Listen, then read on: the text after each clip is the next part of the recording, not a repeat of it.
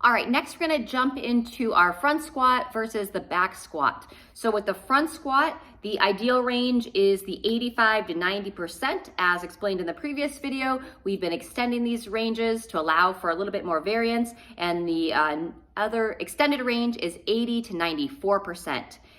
Looking back at the end of 2021, we had 45 individuals that posted results for both. This time we had a little bit more involvement with 50% or 50 of you posting results for both the back squat and the front squat.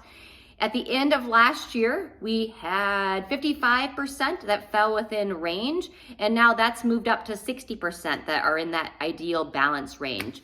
Let's see. It's pretty similar, 29 to 28% that were a little bit more dominant in the back squat, and then it went from 16 to 12% that were a little bit more dominant in that front squat.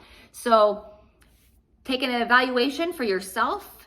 You can do your own math, see where your numbers fall as far as where you fall within the range of one versus the other, and then start to pay attention. What is your limiting factor? Oftentimes with the front squat, it can be a mobility issue. If you can't get those shoulders protracted, meaning extending them forward and getting those elbows up and have a really nice solid front rack position, that can be one of your big limiters, is that you just don't have that postural positioning to be able to hold a solid position, and then you might cave forward. Also that midline strength, holding that upright posture really solid. When we're doing carries, we're gonna be seeing a little bit more work with like some single arm front rack holds. All of that is gonna help to build that postural strength to have better positions when you're lifting heavier, especially in that front squat or any cleans, anything that you're holding on the front of the body.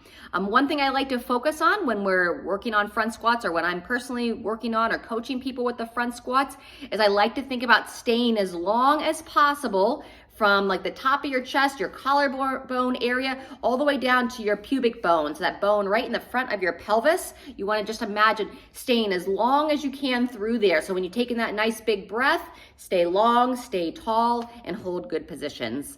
So the more you practice that postural position, the better you're gonna be to have that crossover.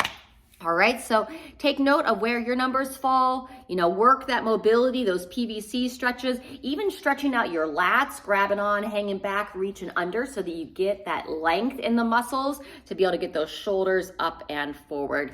And then lots of different things, like whenever you're holding a front plank, when you're on your shoulders, instead of just letting those shoulders drop back, think about engaging them up and forward so you can practice that end range strength for nice solid positioning on those front squats.